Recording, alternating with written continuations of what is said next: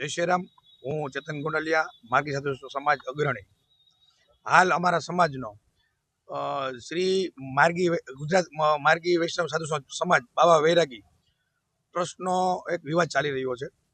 એમાં આજે 39 વર્ષથી કોઈ પણ ટ્રસ્ટીઓ પીટીઆરમાં નોંધાયેલા નથી અને છેલ્લા 10-15 વર્ષથી એક હતું શાસન ચલાવી રહેલા મુકેશભાઈ દેસાણી કે જે આ ટ્રસ્ટના ખોટા બની બેઠેલા ટ્રસ્ટી છે। જે એ પોતે ક્યાંય પીટીઆરમાં ન હોવા છતાંય એ તારીખ 22/11/2025 અને ના રોજ એ સોમનાથ વેરાવળ મુકામે એને અમારા સમાજની ચૂંટણી એને આપેલી હોય, એ ગેરબંધારણીય હોય અને એ પોતે ટ્રસ્ટી ન હોય। એ પોતે એને 4 દિવસ પહેલા એને પોતે આખી કમિટીએ રાજીનામા આપી દીધા હોવા છતાં પણ એ ગેરલાયક ચૂંટણી આપતા હોય અને નવા પ્રમુખોની નિમણૂક કરતા હોય।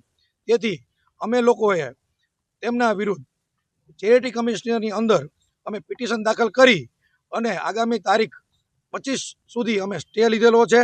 તેને અમે સમગ્ર સાધુ સમાજને અમે જાણ કરવા માંગીએ છીએ કે આવી ખોટી બનાવટી ચૂંટણીમાં આવતા નહીં।